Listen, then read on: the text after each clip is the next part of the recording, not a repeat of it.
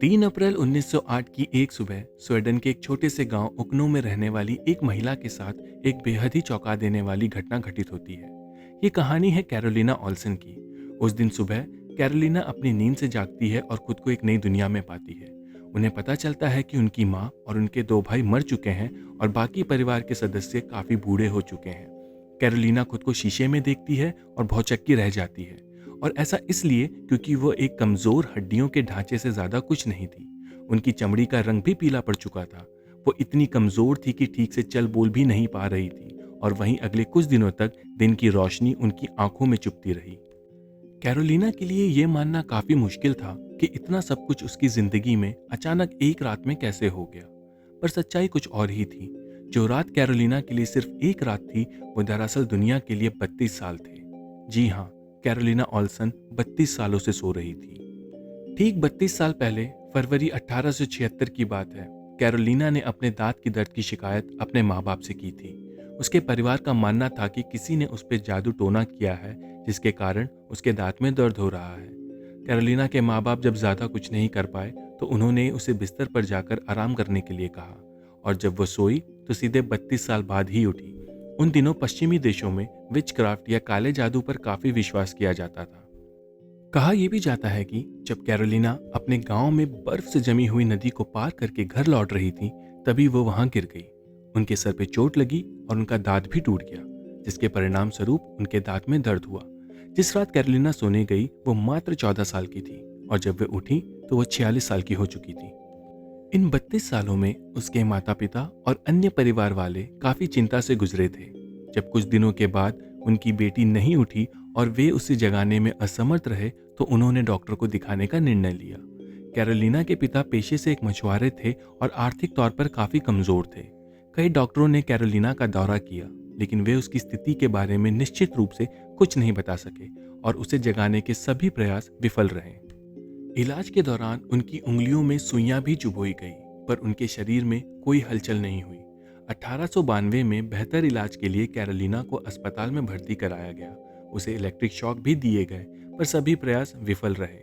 जब कोई इलाज और परीक्षण उन पर काम नहीं आया तो उन्हें अस्पताल से वापस लौटा दिया गया।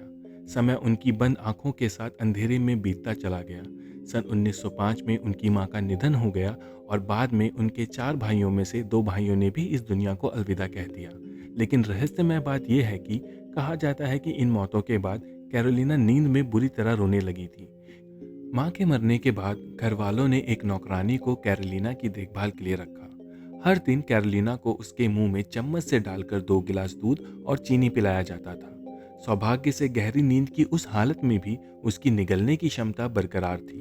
3 अप्रैल 1908, 32 साल और 42 दिन बाद कैरोलिना अपनी आंखें खोलती हैं।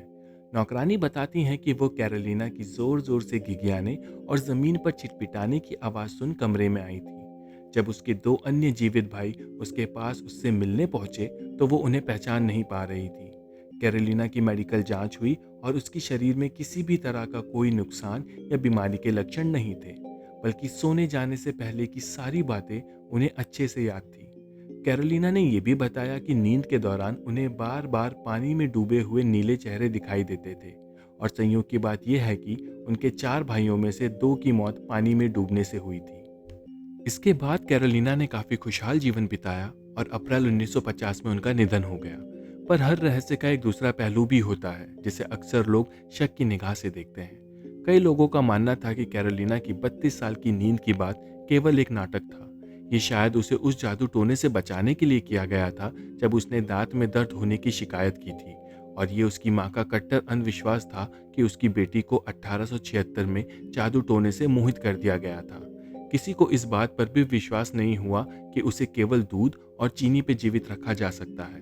कई लोगों का कहना था कि कैरोलिना के बाल और नाखून भी नहीं बढ़ते थे। कई बार तो कैरोलिना को नींद में चलते और रेंगते हुए भी देखा गया था। हालांकि ये सब बातें झुटलाई भी जा सकती हैं, क्योंकि काफी समय तक डॉक्टरों ने कैरोलिना का इलाज और उस पर परीक्षण भी किया था। बेवजह कोई भी अपने जीवन के 32 साल बंद कमरे में सोते हुए नहीं गुजारेगा, और उनकी शारीरिक हालत की जो व्याख्या लोगों द्वारा की गई, उसे सुन के तो नहीं लगता कि ये कोई नाटक होगा। अब एक सवाल आपके लिए, क्या हो अगर आप एक रात सोने जाएं और सीधे 32 साल बाद उठें?